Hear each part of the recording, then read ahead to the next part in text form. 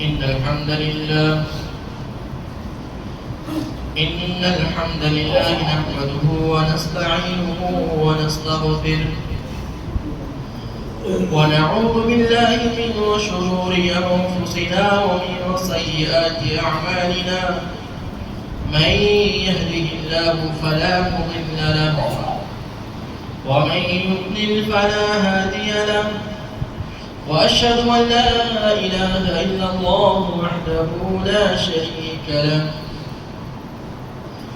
وأشهد أن محمدًا عبده ورسوله يا أيها الذين آمنوا اتقوا الله حق تقاته ولا تموتن إلا وأنتم مسلمون يا أيها الناس اتقوا ربكم الذي خلقكم من نفس واحدة وخلق منها زوجها وبث منهما رجالا كثيرا ونساء واتقوا الله الذي تساءلون به والأرحام إن الله كان عليكم رقيبا يا أيها الذين آمنوا اتقوا الله وقولوا قولا سديدا يصلح لكم أعمالكم ويغفر لكم ذنوبكم ومن يطع الله ورسوله فقد فاز فوزا عظيما أما بعد فإن خير الحديث كتاب الله وخير الهدي هدي محمد صلى الله عليه وسلم وشر الأمور محدثاتها وكل محدثة بدعة وكل بدعة ضلالة وكل ضلالة في النار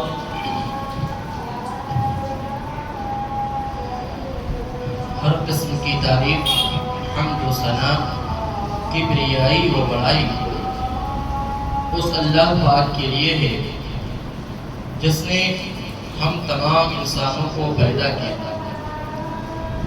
درود و سلام ہو تمام انبیاء کرام علیہم الصلوۃ والسلام پر، بالخصوص آخری نبی آخری رسول تاجدار مدینہ احمد المصطفیٰ محمد عربی صلی اللہ علیہ وسلم کے اوپر. سامعین کرام،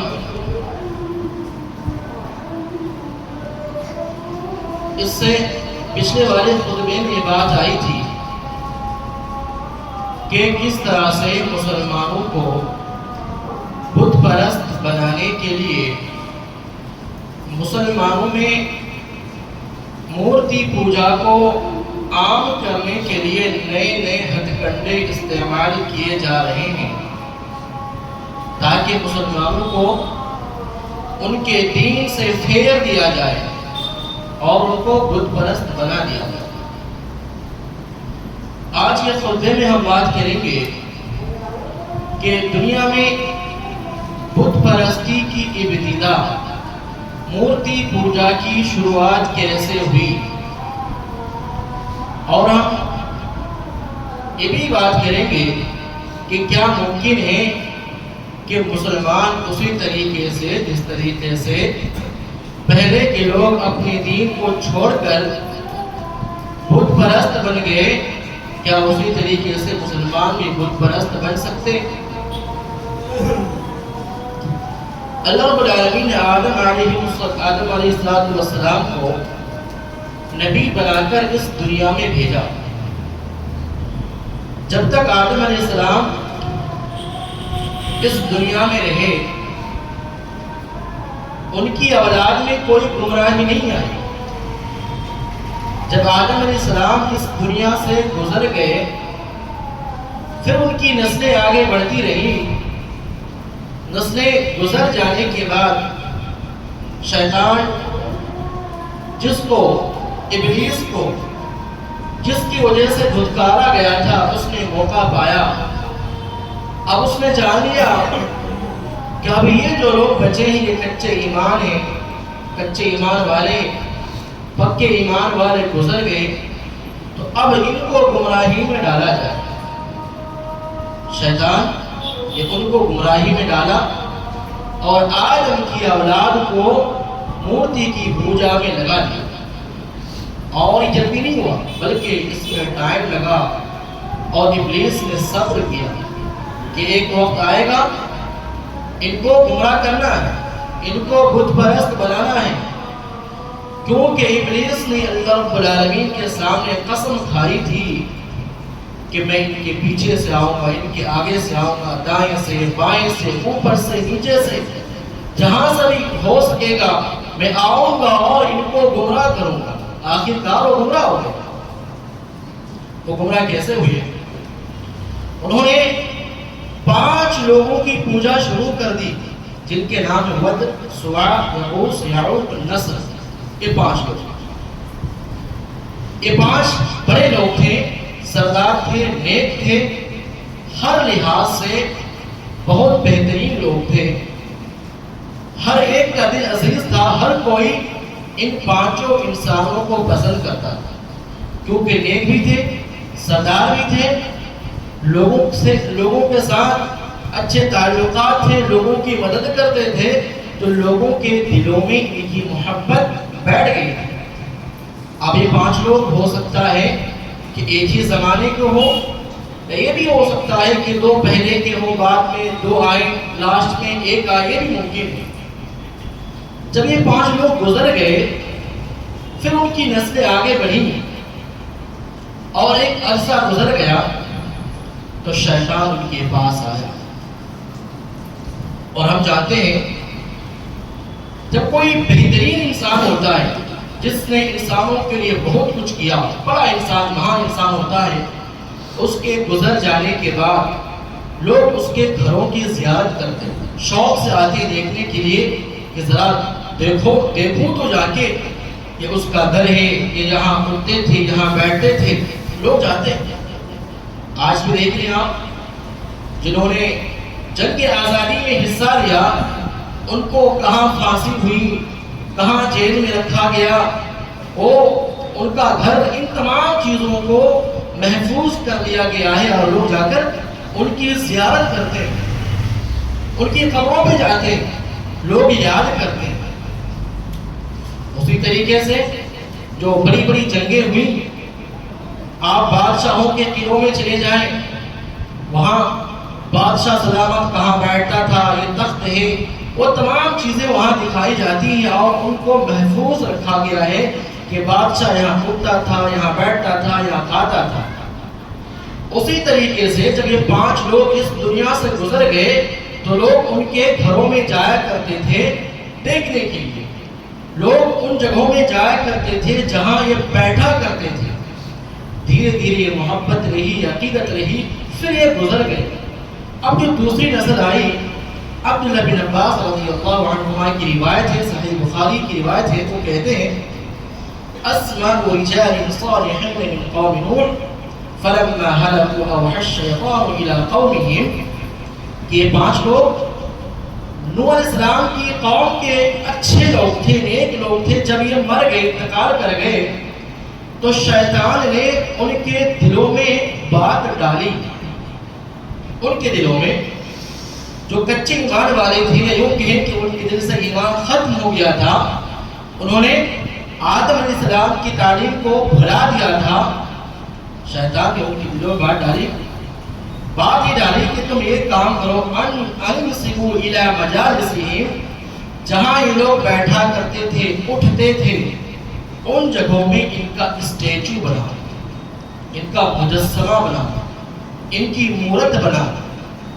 ان کے دلوں میں بات ڈالی اور یہ بھی بات ڈالی کہ تم نے اپنے داداؤں سے, پرداداؤں سے سن رکھا ہے کہ ان کی شکل و صورت کیسی ہے, کیسی تھی, کتنے لمبے تھے, کیسی رنگت تھی, یہ سارا کچھ اسی حساب سے تم ان کی مورت بناؤ, اسٹیچو بناؤ. تو انہوں نے کیا کیا, جہاں ان کے یہ بڑے 5 لوگ اٹھتے تھے, بیٹھتے تھے, التی کانوا یجلسون, جہاں وہ بیٹھتے تھے, ان جگہوں میں انہوں نے 5 اسٹیچو بنائے. اور شیطان نے کہا وَسَمُّوهَا بِأَسْمَائِهِمْ, ان بتوں کے نام, ان مورت کے نام ان کے ہی نام پر رکھو. یعنی ان کے 5 نام تھے, ود, سواع, یغوث, یعوق, نصر, اب یہ جو 5 اسٹیچو بنائے گئے تو شیطان نے کہا اب ان 5 کا نام دو، اور نام کیا دینا ہے؟ وہی نام دو جو تمہارے بڑے بزرگ ہیں، جو تم کو تم یاد کرتے ہو، کیونکہ یہ ان کی مورت ہے، ان کا اسٹیچو ہے، تو وہی نام دو۔ فَفَعَلُوا، تو لوگوں نے ایسا ہی کیا۔ فَلَمْ تُعْبَدْ، لیکن ابھی بھی ان کی پوجا شروع نہیں ہوئی، بس یوں ہی اسٹیچو بنا دیا گیا، لوگ دیکھتے تھے، بس اس سے زیادہ کچھ نہیں تھا، نہ کوئی سر جھکاتا تھا، نہ کوئی دعائیں کرتا تھا، کچھ نہیں۔ حَتَّى إِذَا هَلَكَ أُولَٰئِكَ، جب یہ اسٹیچو بنانے والے مر گئے، ان کی نسل گزر گئی، اور ان کی بھی نسل گزر گئی، جب تیسری نسل آئی، وَتَنَسَّخَ الْعِلْمُ، علم اٹھ گیا۔ آدم علیہ السلام کا علم مکمل طور پر اس قوم سے، ان کی اولاد سے اٹھ گیا، بالکل وہ جہالت میں چلے گئے۔ وَعُبِدَتْ، اس کے بعد ان اسٹیچو کی پوجا شروع ہو گئی، لوگ آ کر وہاں دعائیں کرنے لگے، لوگ آ کر وہاں پوجا پاٹ کرنا لوگوں نے شروع کر دیا۔ اس طریقے سے بتوں کی پرستش، مورتی پوجا کی دنیا میں ابتدا ہوئی۔ اس سے معلوم یہ ہوتا ہے کہ اگر علم اٹھ جائے تو پھر بت پرستی پھیل جائے گی۔ اس لیے مسلم سماج میں علم کی اور دین کے علم کی بہت ضرورت ہے۔ جہاں جہاں جن مسلمانوں کے اندر دین کا علم نہیں، یا وہ لوگ دینی مجلسوں میں نہیں جاتے، دیندار لوگوں کے ساتھ اٹھتے بیٹھتے نہیں ہیں، ان کے اندر دیکھیے بت پرستی ہے، ان کے اندر بت پرستی ہے۔ اگرچہ وہ کسی بت کے سامنے نہ جاتے ہوں، لیکن ذرا دیکھیں کہ وہ کیسے غیر مسلموں کے تہواروں میں جاتے ہیں، ان کے رسم و رواج کو اپناتے ہیں، تو معلوم یہ ہوا کہ علم بہت ضروری ہے۔ اور اس سے بھی بات معلوم ہوتی ہے کہ شیطان کا مکر بڑا باریک ہوتا ہے، اتنا باریک ہوتا ہے کہ انسان سمجھ نہیں پاتا ہے۔ شیطان دھیرے دھیرے انسان کو گمراہی کرتے جاتا ہے۔ اچانک شیطان آ کر یہ نہیں کہے گا چلو مورتی پوجا کرو، بت کی پرستش شروع کرو، نہیں، شیطان دھیرے دھیرے جائے گا۔ گرچہ اس کو 4 نسل تک صبر کرنا پڑے، وہ صبر کرے گا، لیکن وہ جلد باز نہیں بنے گا، جلد بازی وہ نہیں کرے گا۔ اس سے بھی بات معلوم ہوتی ہے کہ شرک کی جو ابتدا ہے اور شرک کے لیے جو بنیادی چیز ہے وہ کہ کوئی مظہر، کوئی چیز ہونی چاہیے، جیسے کہ اسٹیچو وغیرہ، مورت وغیرہ۔ اس لیے ہم دیکھتے ہیں کہ اسلام میں اسٹیچو بنانا، مورتی بنانا، کسی انسان کا مجسمہ تیار کرنا، اسٹیچو بنانا، یہ حرام ہے اور بہت سختی کے ساتھ منع کیا گیا ہے۔ سنن نسائی کی روایت ہے، ابو الحیات الاسدی وہ کہتے ہیں بعثنی علی قال علی رضی اللہ عنہ نے ان سے کہا کہ میں تمہیں ایک کام پر بھیجتا ہوں، اور یہ وہی کام ہے جس کام پر مجھے رسول اللہ صلی اللہ علیہ وسلم نے بھیجا تھا۔ وہ کام یہ ہے کہ تم جاؤ مدینے سے باہر، مدینے کا چکر لگاؤ، اور مدینے سے باہر بھی جاؤ، اگر تمہیں کوئی اونچی قبر ملے تو اس قبر کو برابر کر دو، ولا تمثالا، اگر کوئی مجسمہ ملے، کسی انسان کی مورتی ملے تو اس کو بھی توڑ دو، ولا صورة فی بیت، اگر کسی کے گھر میں تصویر ملے تو اس تصویر کو بھی مٹا دو۔ یہ 3 چیزیں، قبر کا اونچا ہونا، مجسمہ اسٹیچو ہونا، اور یہ تصویر ہونا، یہ تینوں چیزیں شرک کی طرف انسان کو لے کر جاتی ہیں۔ آج دیکھیں مسلمان گھروں میں باپ داداؤں کی تصویریں لٹک رہی ہیں، دادا مر گیا ہے، گھر میں بڑی سی تصویر لٹک رہی ہے۔ یہی لوگ، ان کی آنے والی نسل ایک دن اس تصویر کی پوجا کرنے لگ جائے گی، کیونکہ جب انسان بڑا ہوتا ہے ہر ایک کو اپنے باپ دادا سے پیار ہوتا ہے، محبت ہوتی ہے۔ آنے والی نسل یہ کہے گی کہ بھئی ہمارے دادا جی ہیں، اس نے بڑا کام کیا تھا، اس تصویر کے سامنے وہ جھکیں گے، اس کا احترام کریں گے، عقیدت کے ساتھ۔ ہو سکتا ہے کہ اور کچھ کرنے لگ جائے، دھیرے دھیرے اس کی پوجا شروع کر دیں گے۔ ہم نے تو یہاں تک دیکھا کہ مسلم شادیوں میں، شادی ہال میں مرے ہوئے لوگوں کی تصویریں لٹکائی گئی ہیں اور نیچے لکھا گیا ہے کہ ہماری فیملی آپ کا سواگت کرتی ہے۔ یہ بت پرستی ہے۔ اوپر تصویر ہے مردے کی اور اس دروازے سے انسان سر جھکا کر داخل ہوتے ہیں۔ یہ کیا ہے؟ یہ تو مورتی پوجا سے بھی بڑا پاپ ہے۔ یہ وہ اپنی پوجا کروا رہے ہیں جو لوگ شادی پنڈالوں میں مرے ہوئے لوگوں کی تصویر لٹکا رہے ہیں، جو لوگ مرے ہوئے لوگوں کی تصویریں شادی پنڈالوں کے دروازے پر لگاتے ہیں اور اس دروازے سے مسلمان داخل ہوتے ہیں اور مسلمانوں کا علم کا لیول تو چیک کرے کہ کسی کو احساس ہی نہیں ہوتا کہ سامنے مرے ہوئے کی تصویر لگی ہے اور اس تصویر کے سامنے سر جھکاتے ہوئے داخل ہو رہے ہیں۔ کیا یہ بت پرستی نہیں ہے؟ کیا یہ انسان پرستی نہیں ہے؟ اسی طریقے سے یہ بھی دیکھا جاتا ہے کہ جو مسلمان بڑے بڑے بادشاہ گزرے ہیں یا بڑے اچھے مسلمان گزرے ہیں ان کا اسٹیچو بنایا جاتا ہے۔ جس طریقے سے غیر مسلم اپنے راجہ اپنے مہاراجاؤں کا اسٹیچو بناتے ہیں اور ان کو دیکھ کر سمان دیتے ہیں، عزت دیتے ہیں۔ یہ چیز مسلمانوں کے اندر ہو رہی ہے، مسلمانوں کے دوسرے ملکوں میں یہ ہو رہا ہے اور یہی بت پرستی کی طرف ان کو لے کر جائے گا۔ بت پرستی کا مطلب یہ نہیں ہے کہ غیر مسلم جن بتوں کی پوجا کرتے ہیں انہی بتوں کی پوجا کریں تبھی جا کے بت پرستی ہوگی۔ کسی انسان کی تصویر ہو، کوئی مجسمہ ہو، کوئی جانور ہو، کسی کی بھی تصویر ہو، کسی کا بھی مجسمہ ہو، اس کے سامنے احترام کے ساتھ کھڑا ہونا، اس کے ساتھ عقیدت رکھنا، یہی تو بت پرستی ہے اور یہی اس کی شروعات ہے۔ ابراہیم علیہ السلام دعا کرتے تھے۔ اس طریقے سے آدم علیہ السلام کی اولاد میں بت پرستی پھیل گئی، وہ 5 لوگوں کی پوجا کرنے لگ گئے۔ اللہ رب العالمین نے ان کی ہدایت کے لیے نوح علیہ السلام کو بھیجا۔ نوح علیہ السلام ان لوگوں کو جو ان 5 کی پوجا کرتے تھے آ کر سمجھاتے رہے، ان کی اصلاح کرتے رہے۔ 950 سال تک، 50 کم 1000 سال تک نوح علیہ السلام ان لوگوں کو سمجھاتے رہے، توحید کی دعوت دیتے رہے، لیکن سوائے چند ایک کے کسی نے نوح علیہ السلام کے اوپر نہیں لایا، ایمان نہیں لایا، بلکہ الٹا ان کے دشمن ہو گئے، جان کے دشمن ہو گئے اور نوح علیہ السلام کو جان سے مارنے کے لیے انہوں نے طرح طرح کے ہیلے بہانے ڈھونڈنے شروع کر دیے۔ آخرکار نوح علیہ السلام نے اللہ سے عذاب کا مطالبہ کیا کہ اللہ اس قوم کو تباہ و برباد کر دے، اس قوم کو اس سرزمین سے مٹا دے۔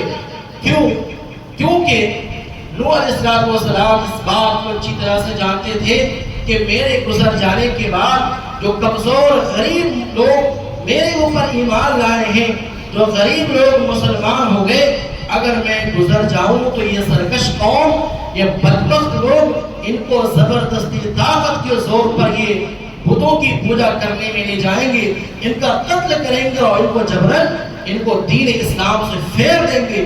تو نوح علیہ السلام نے دعا کی اللہ ان بدبختوں کو ختم کر دے۔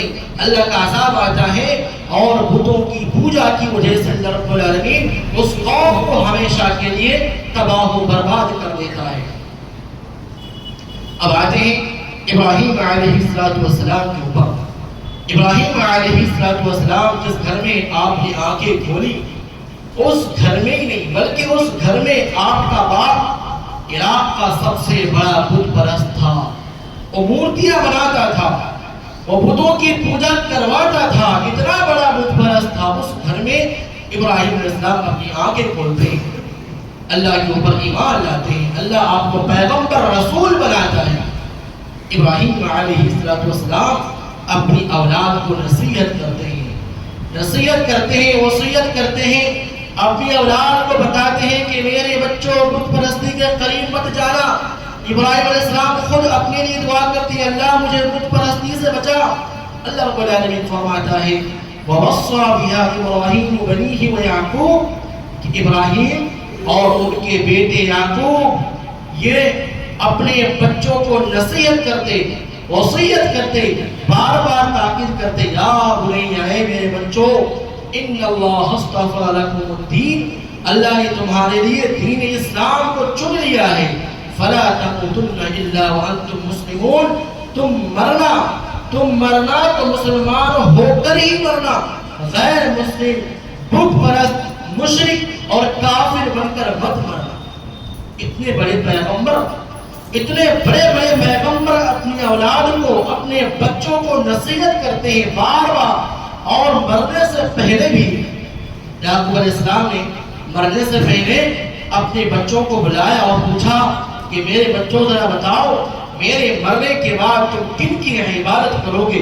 انہوں نے کہا ہم اللہ کی عبادت کریں گے۔ لیکن ان کی نسلیں آگے بڑھی۔ ابراہیم علیہ السلام کے دو بیٹے اسحاق علیہ السلام اور اسماعیل علیہ السلام۔ اسحاق علیہ السلام کی نسل سے بنی اسرائیل ہیں، یہودی ہیں۔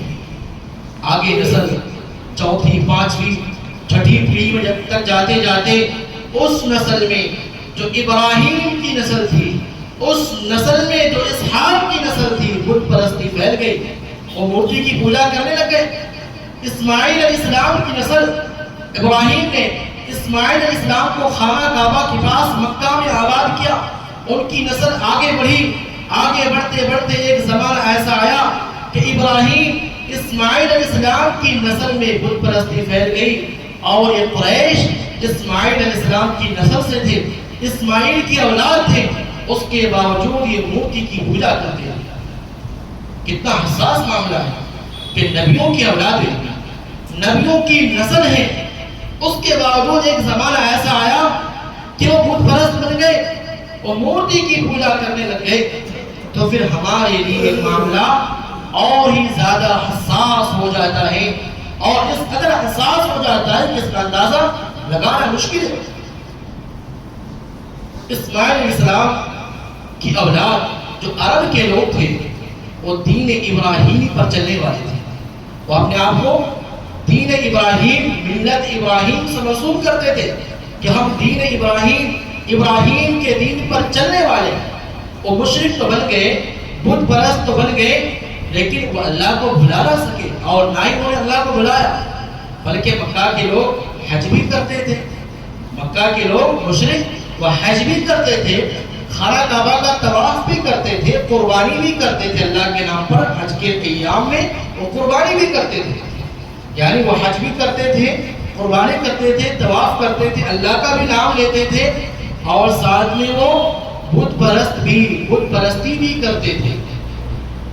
ابراہیم علیہ السلام کا جو دین تھا، اس دین میں انہوں نے تبدیلی کر دی، اس دین میں بدعت ایجاد کر دی، حج کی شکل بدل دی، طواف کی شکل بدل دی، قربانی کی شکل بدل دی۔ اسی طریقے سے دین ابراہیمی میں انہوں نے بت پرستی کو داخل کر دیا۔ دین ابراہیمی میں بت پرستی کیسے داخل ہوئی ذرا دیکھتے ہیں۔ عمر بن لحی ایک بڑا نام ہے، قریش کا سردار تھا، مکہ کا سردار تھا۔ مکہ والے اس زمانے میں ملک شام اور یمن کی طرف تجارت کرنے جاتے تھے، کاروبار کرنے جاتے تھے، وہاں بزنس کرتے تھے، وہاں جا کر مال بیچتے اور پیسے کما کر آتے۔ ملک شام اور یمن اس زمانے کی دو بڑی سلطنتیں تھیں، دو بڑے امپائر تھے، وہاں بڑی بڑی فوج تھی، بڑے بڑے محلات تھے، عمارتیں تھیں، چوڑی سڑکیں تھیں، بڑی فوج تھی، یہ سارا کچھ تھا۔ لیکن مکہ میں کیا تھا؟ عربوں کے یہاں کیا تھا؟ ریگستان، یعنی تہذیب و تمدن، جس کو تمدن کہتے ہیں، عربوں میں نہیں تھا۔ عرب یہ خانہ بدوش تھے، یہ بدو تھے۔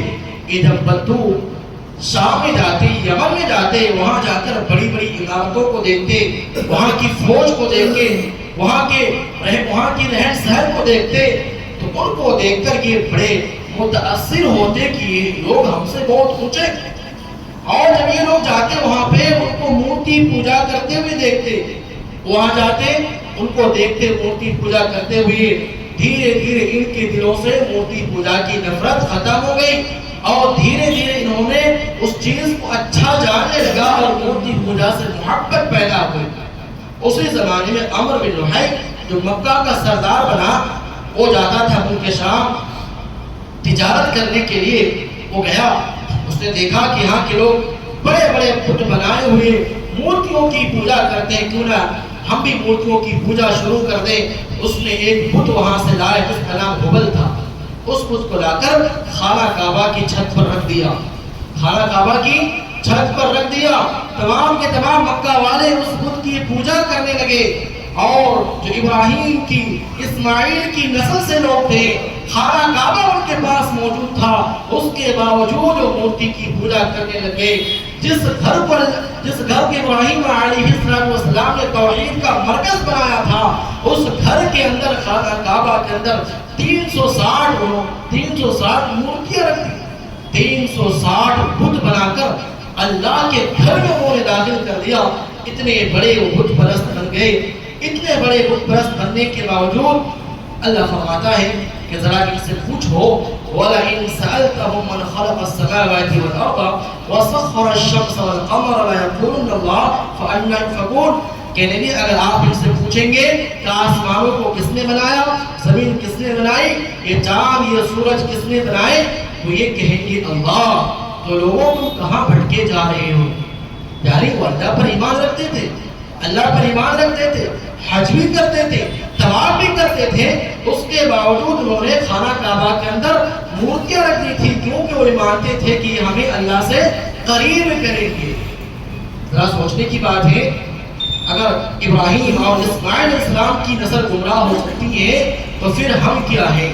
اس کے بعد دیکھتے ہیں اس نے عمر بن لحی نے یہیں پر بس نہیں کیا، بلکہ وہ بڑا بت پرست تھا، تو جو بڑا بت پرست ہوتا ہے اس کے پاس شیطان بھی آتا ہے، جنات بھی آتے ہیں۔ تو شیطان نے، جنات نے اس کو بتایا کہ نوح علیہ السلام کی قوم کے لوگ جو 5 بتوں کی پوجا کرتے تھے، طوفان نوح میں وہ بت بہتے بہتے پانی اس کو بہا لایا اور جدہ میں ان کے اوپر ریت، وہ ریت کے اندر دھس گئے۔ تو شیطان نے ان کے دل میں بات ڈالی کہ جاؤ وہاں پر جدہ میں 5 مورتیاں ہیں، ان کو کھودو، کھود کر باہر نکالو۔ یہ عمر بن لحی جدہ گیا اور جا کر وہاں سے ان 5 مورتیوں کو، جن کی پوجا نوح علیہ السلام کی قوم کرتی تھی، ان 5 مورتیوں کو کھود کر مکہ لایا، اور حج کے موسم میں ان 5 مورتیوں کو 5 قبیلوں میں تقسیم کر دیا کہ جاؤ یہ تمہارا بت ہے، اس کی پوجا کرو۔ جا کر انہوں نے اپنے قبیلے والے گئے اور اپنے قبیلے میں جا کر ان 5 بتوں کو ہر ایک قبیلے والے نے اپنے اپنے قبیلے میں ایک ایک بت کو نصب کر دیا۔ اس طریقے سے وہاں پر بت پرستی پھیل گئی، اور اس قدر بت پرستی پھیل گئی کہ کوئی انسان نہیں بچا۔ اللہ کے رسول صلی اللہ علیہ وسلم فرماتے ہیں لا يذهب الليل والنهار حتى تعبد اللات والعزى، قیامت قائم نہیں ہوگی یہاں تک کہ لات اور عزیٰ کی پوجا نہ کی جانے لگے۔ لات اور عزیٰ یہ 2 بتوں کے نام ہیں جو عرب کے لوگ ان کی پوجا کرتے تھے۔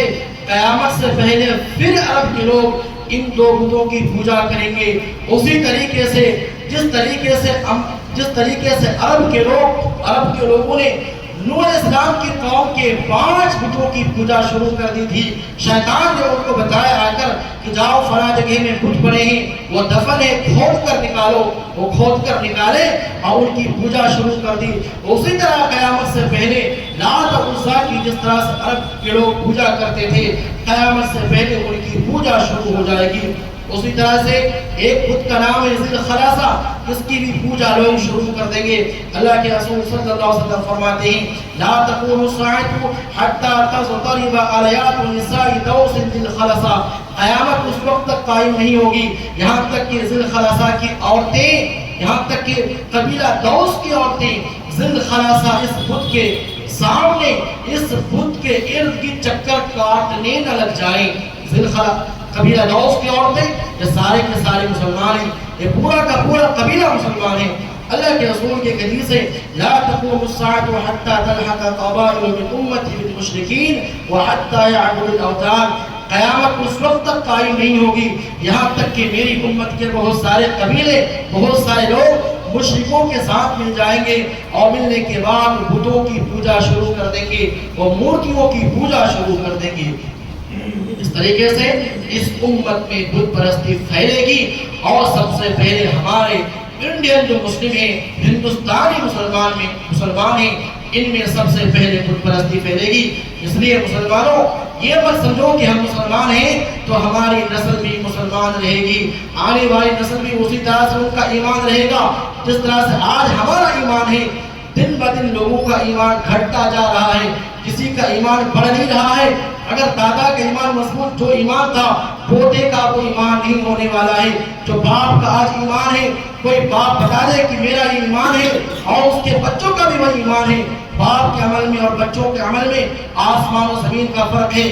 دادا کے عمل میں اور اس کے پوتوں کے عمل میں آسمان و زمین کا فرق ہے۔ یہ تین نسلیں ہمارے سامنے ہیں، آنے والی تین نسلوں میں کیا ہوگا ہمیں خبر نہیں، اس لیے ہمیں بالکل خبردار رہنا چاہیے اور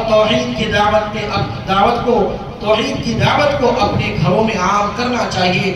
ابراہیم علیہ السلام کی طرح، اسحاق علیہ السلام کی طرح، یعقوب علیہ السلام کی طرح اپنے بچوں کو بتانا چاہیے اور ہر ایک شرک سے آگاہ کرنا چاہیے اور خصوصاً مورتی پوجا اور بت پرستی سے آگاہ کرنا چاہیے۔ اخیر میں رب العالمین سے دعا ہو کہ بار الہ ہم سب کو کہنے سننے سے زیادہ عمل کرنے کی توفیق عطا فرما۔ کہ بار الہ ہم میں سے جو اس دنیا سے گزر گئے، کہ اللہ تو ان کی قبروں کو نور سے بھر دے۔ یا اللہ جب تک ہم دین اسلام پر جئیں، جب ہمارا خاتمہ ہو خاتمہ ایمان و خیر ہو، آمین۔ وآخر دعوانا الحمدللہ رب العالمین۔ بارک اللہ لنا ولکم فی القرآن المجید ونفعنا وإياكم بالآيات والذكر الحكيم إنه تعالى جواد الكريم